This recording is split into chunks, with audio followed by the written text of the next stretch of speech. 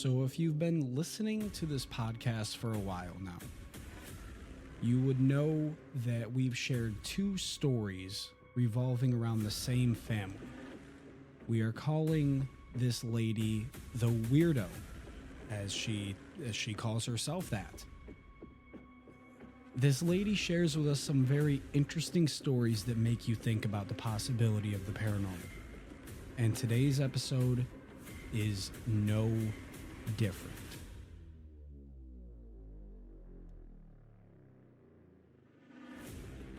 Today's episode is going to be two more submitted stories by the Weirdo.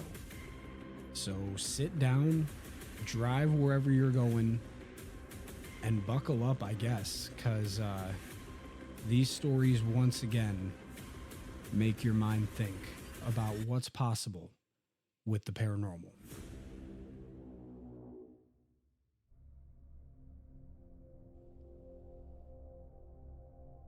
Yes, ladies and gentlemen, welcome back to another episode of Haunted America. On today's episode, we have two more submitted stories by the Weirdo herself. Previously, we have had one story by her and one submitted also by her daughter.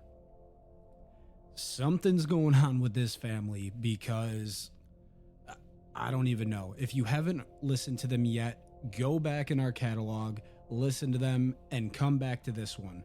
It's just one big continuation, baby. And it makes you think. If you have the ability, if you're listening on Spotify, I think Apple is coming out with it. I don't know if by the time this releases, if it has yet or not.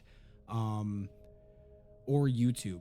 The ability to comment below, listen or watch the video form and be able to comment down below. I know you can right now on Spotify and YouTube. So if you guys are listening on either of those platforms, comment down below what you think at the end of this episode. These stories are crazy. Let's get right into it.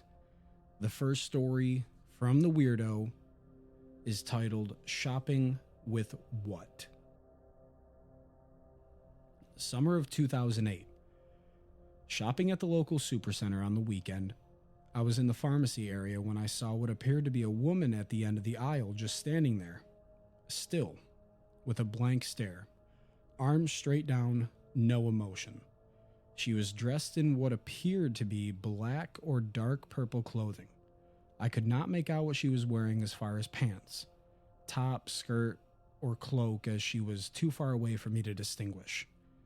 She had shorter black messy hair at about shoulder length. She also looked somewhat dirty to me in appearance. But she was at the end of the aisle, so it was a bit of don't stare at her kind of thing.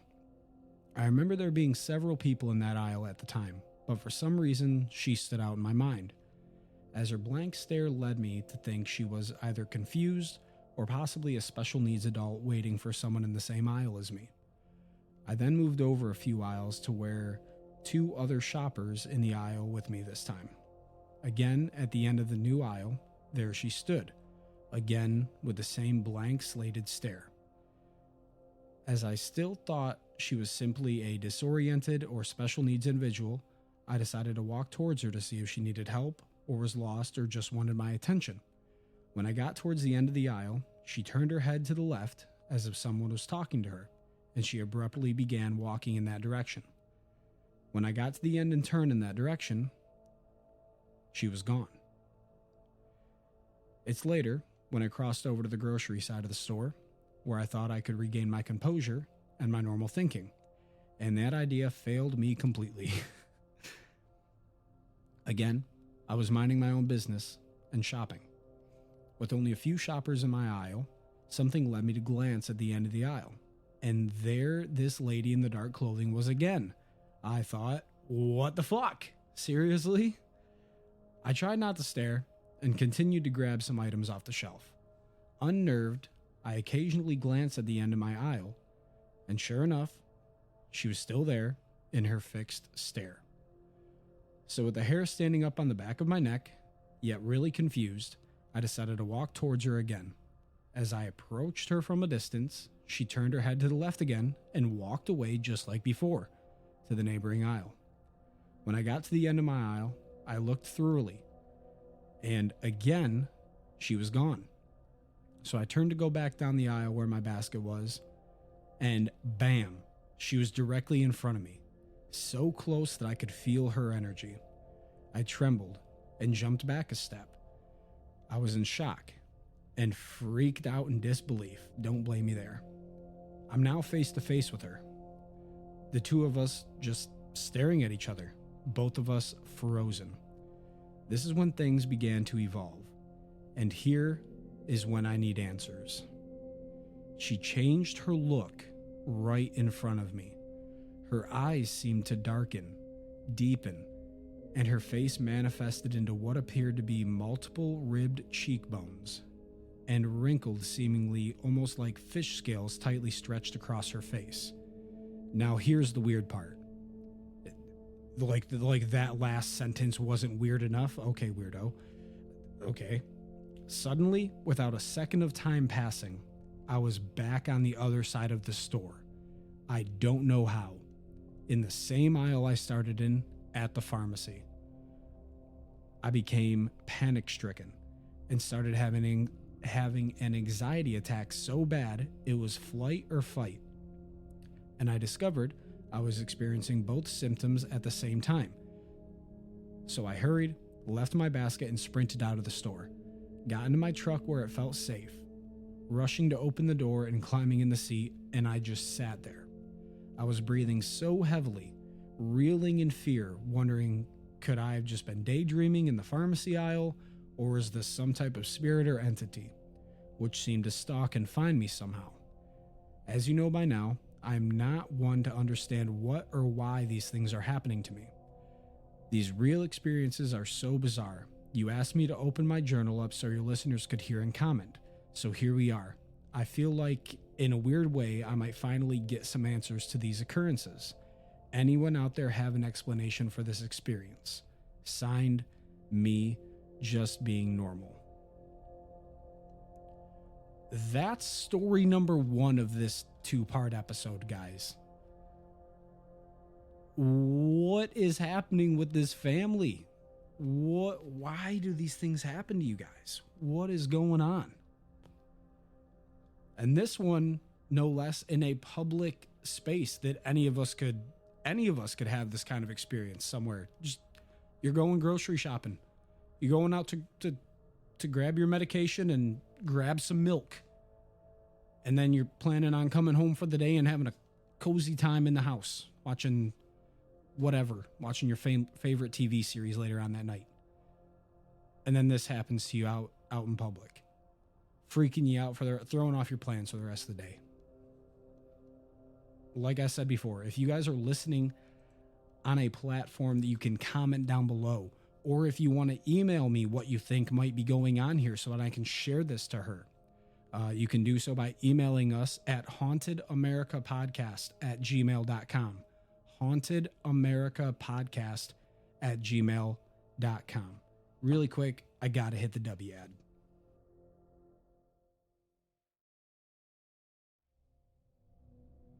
Alright, before we dive back into tonight's haunted tale, I've got to tell you something that actually keeps me going through all these late night investigations, and that's W energy.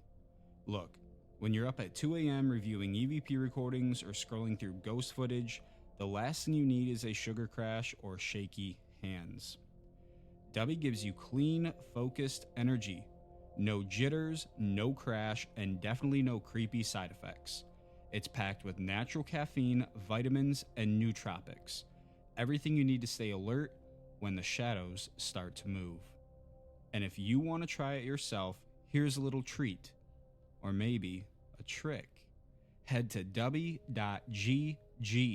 Use the code HAUNT10 at checkout to save 10% on your order. That's HAUNT10 to get 10% off and keep your energy level higher than your EMF readings. W Energy. Fuel your focus and maybe your next ghost hunt. Okay.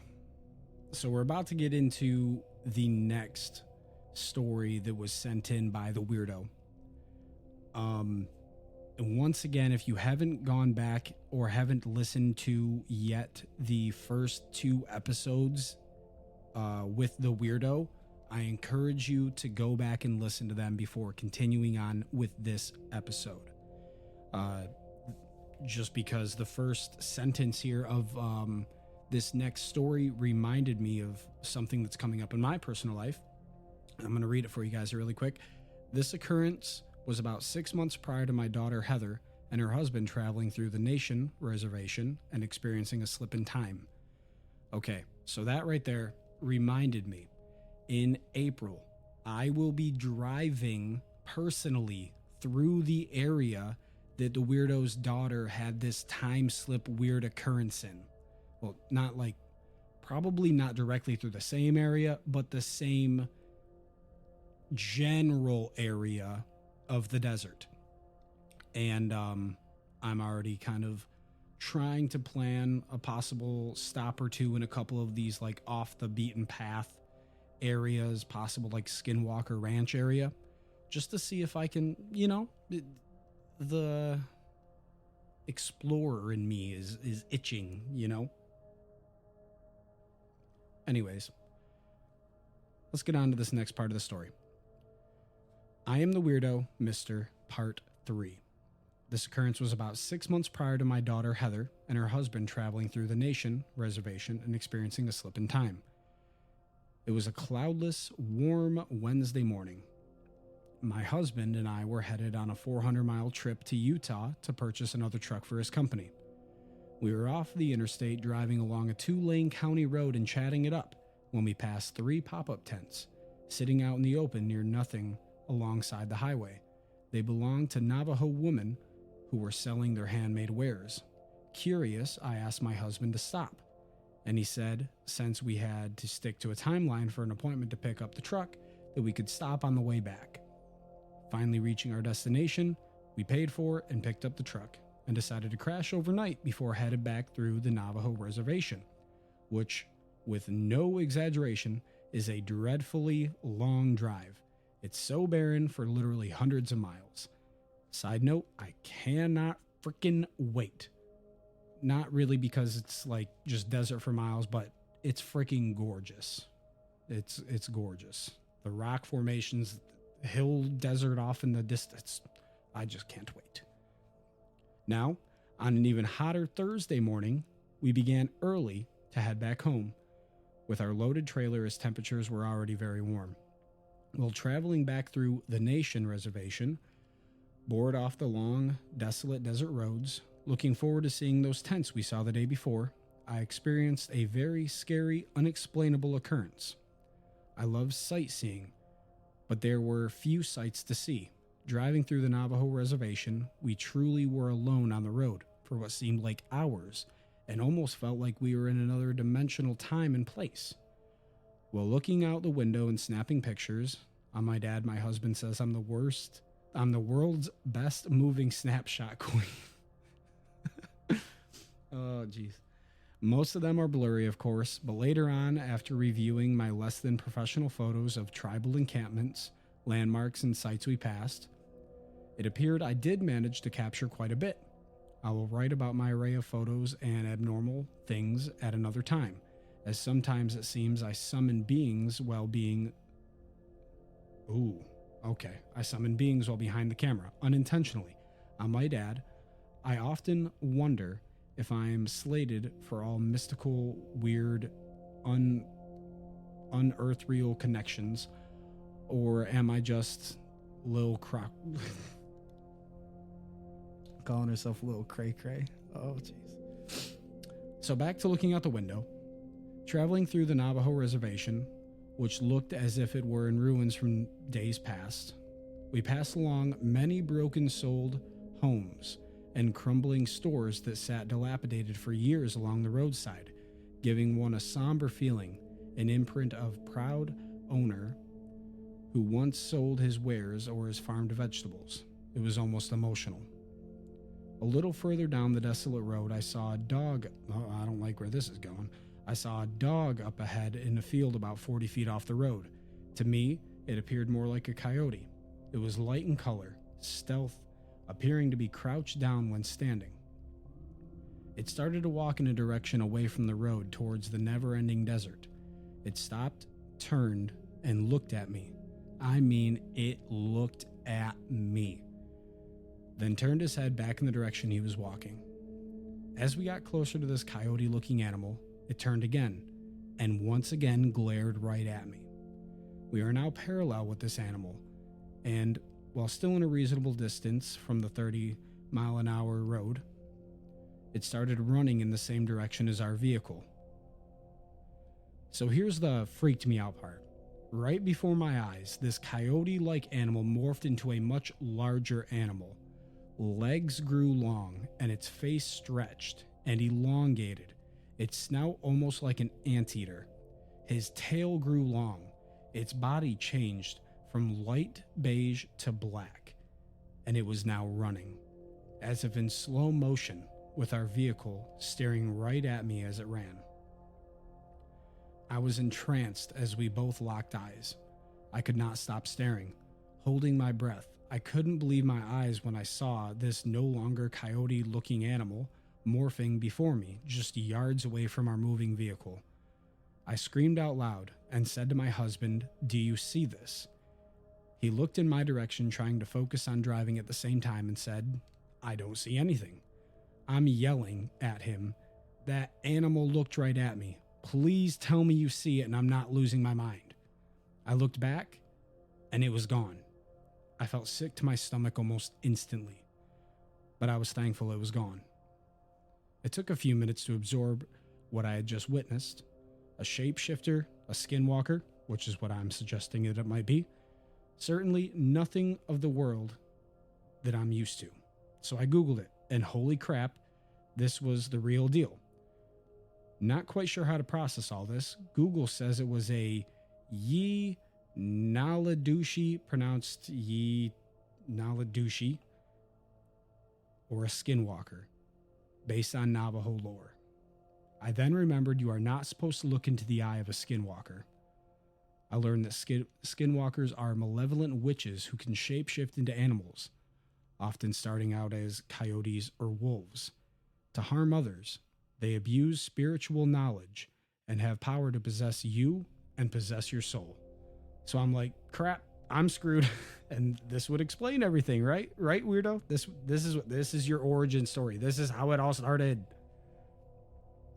So further down the desolate road, as promised, my husband pulled over to the 3 pop-up merchant tents. We noticed we were the only visitors there, and in the hot afternoon began admiring the handmade jewelry in this isolated row of women's tents.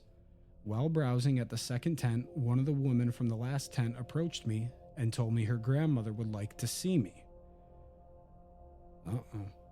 I stopped looking at the ornate bracelet that was in my hand and walked pensively over to this last tent, feeling so honored to meet the elder of the Navajo tribe. This dark, wise, weather-skinned, white-haired grandmother reached slowly for my hand, pulling me close to her, and said to me in a very broken English, "Never speak of this again." She then performed some imaginary writing on my hand and told me that I am now protected. "You have a powerful soul," she told me. Then she held my hand, still holding me close, while she closed her eyes and quietly started chanting. I could only assume she knew something about what I had just experienced. I did not tell anyone there what had happened. It was kind of just like an unspoken understanding. I'll never forget my experience I had on the Nation reservation land. For months after, I had dreams of running away from something in the dark, and then it just stopped. I often wonder if it was her magic touch that cleansed my soul and protected me from what could have been. Signed, the Weirdo, just being normal. Okay, so I'm going to just say what I'm feeling right now. This is exactly why I'm driving through the area I'm driving through. I cannot wait. I hope to see something, but at the same time, it'd be nice not to have a curse put on me by seeing a skinwalker. But I for sure 100% believe that obviously you saw a skinwalker. And it's no secret, your daughter was driving in that same stretch of land, had a weird time slip type thing happen to her on, basically in the Skinwalker Ranch area of the desert. And it's just, that whole area is just so much ancient stuff there. You know what I mean? The ground itself is just, I wish y'all could see my hand movements right now. Anyways, Skinwalker, yes. I do find it very weird. This lady that called you over had to have sensed something, kind of like you said, like with your soul. Like she just felt that energy around her, whatever, knew what she had to do based off her, her experience, I guess, with all of this. That lady knew what to do in that moment. She knew what she was in the presence of, or something like that. She could just feel that energy. Once again, if you guys are listening somewhere where you can comment or get a hold of me and you want to tell me what you think about the story, email me, comment down below, whatever you guys want to do there. But once again, the Weirdo, you never disappoint.